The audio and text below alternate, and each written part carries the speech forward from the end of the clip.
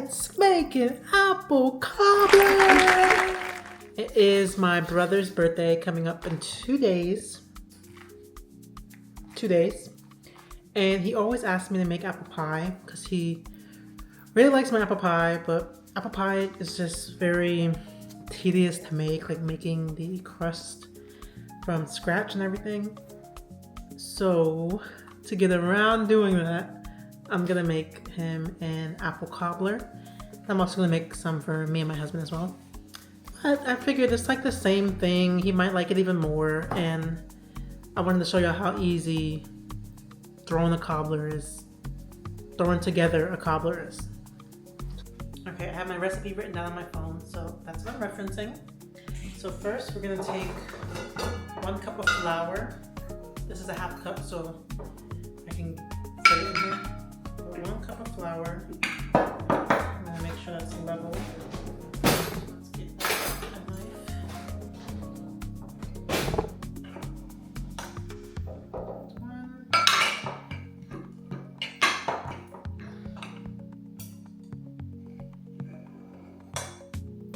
Okay, 1 cup of flour with 1 cup of sugar.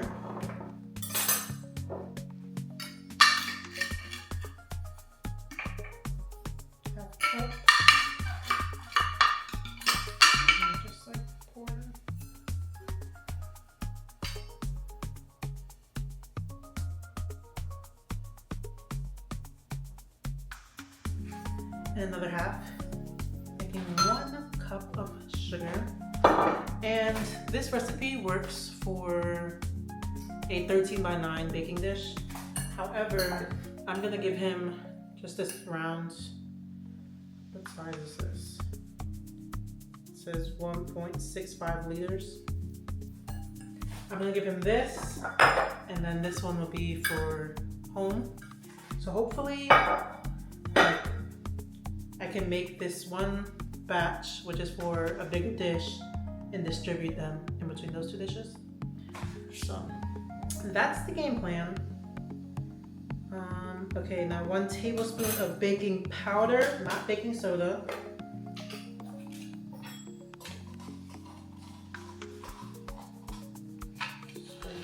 Level.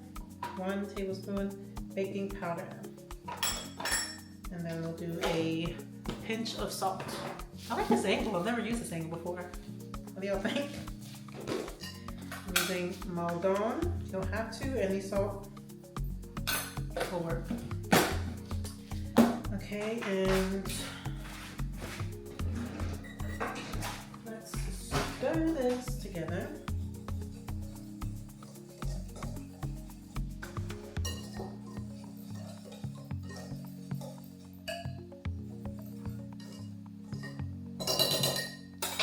We'll add 1 cup of milk. I am an oat milk person. This is the one I use. Again, this is a half cup, so I'll be doing it twice.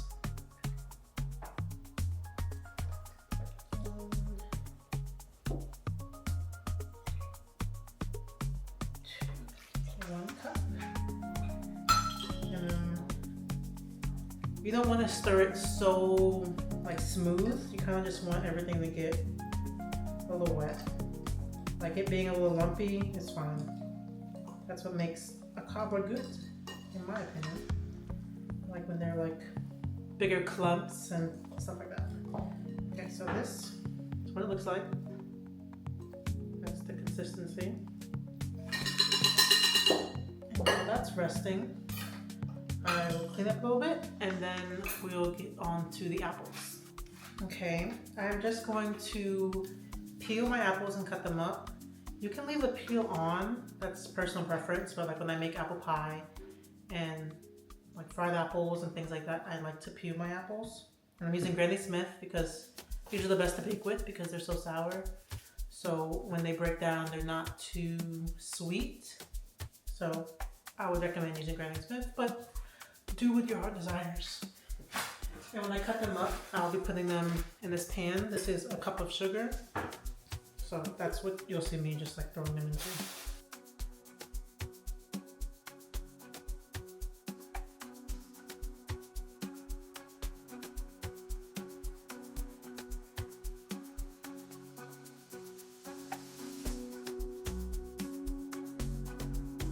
This is about the thickness I like my apples to have. Not too thin, not too thick.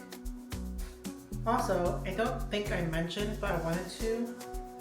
I had 10 of these apples. They're kind of small, so I would say, ooh, excuse me, I'm like, I would say anywhere from like 7 to 10 apples for this recipe. Next, we have our apples and our sugar in here. I'm gonna do a juice of 1 lemon.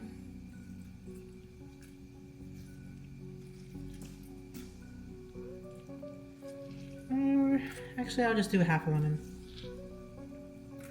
because this lemon was pretty big.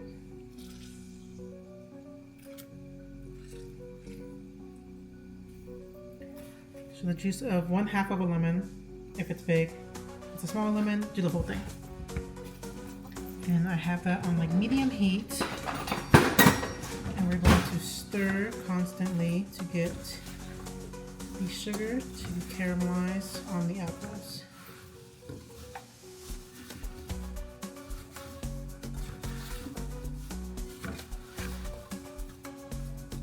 And if you haven't already, which you wouldn't have because if you're following step by step, go ahead and preheat your oven to 350 degrees.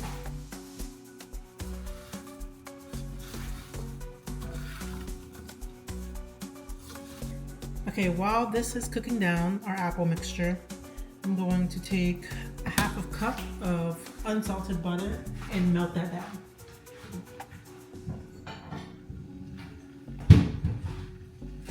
This is the butter I use. In my opinion, it's the best for baking. Cookies, cakes, it browns really well. So like chocolate chip cookies, this is the one you want to use. But use whatever butter. If you're plant-based or not and you just happen to be watching to see how to make a cobbler, you can obviously sub things. Like there's not much in this recipe that isn't vegan unless you wanted to use like a different kind of milk or a different kind of butter. But other than that, like there's no egg, there's not much to it. And this is how you want them to look. You don't want to cook them down too much because we are still going to bake them, but you just want them to be softened so like they can be cut through with a rubber spatula. And all this good juice at the bottom is gonna make for really good cobbler. I'm excited. Still have my butter over here melting. And now we assemble. Can y'all see these? Okay. Take our melted butter, pour that in the pan. Again, this recipe works for a 13x9 pan if you want to do that. I'm going to, I don't even know what size you would call this, but put the butter in the pan. Make sure it coats the bottom. We pour the batter in and you don't mix it, just let it fall however it falls. So I have to divide these by 2 pans.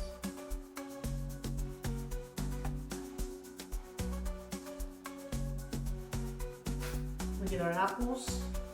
And we put them in. Do not mix.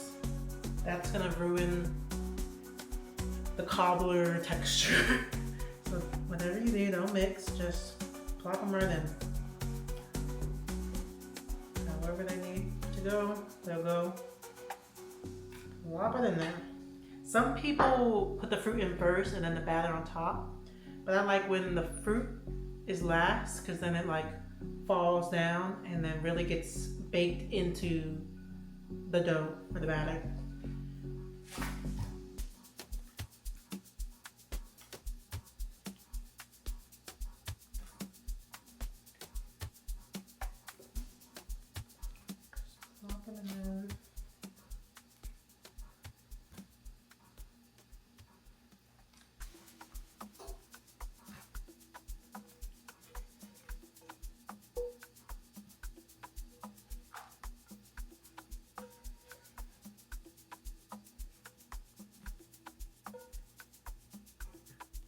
And then the juice, sprinkle.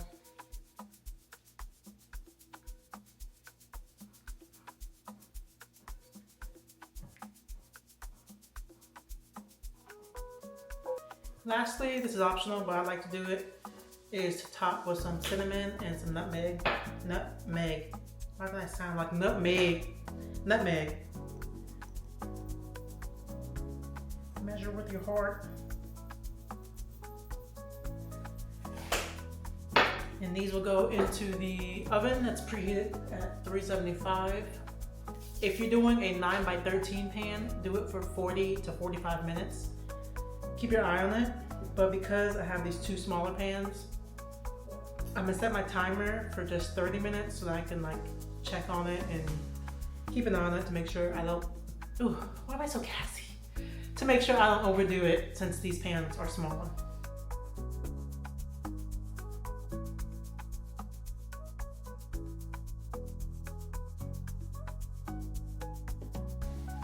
"30-minute timer just went off. This is what we're looking like so far. I do want it to get a little more golden brown, so I'm gonna do like 10 more minutes, so then we'll be at the 40-minute mark.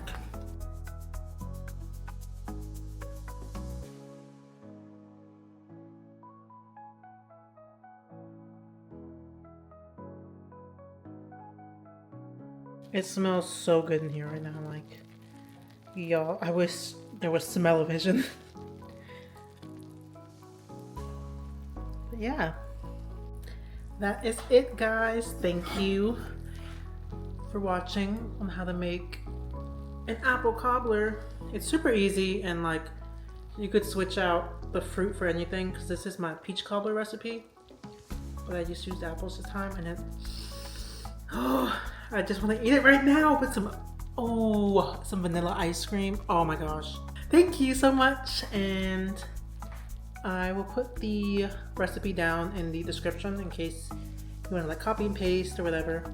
But I hope you guys make it and enjoy it, and if you do make it, like, please let me know in the comments, or just like share if you would make this, if this is something you'd like, if you want to see more baking content and cooking content, just let me know.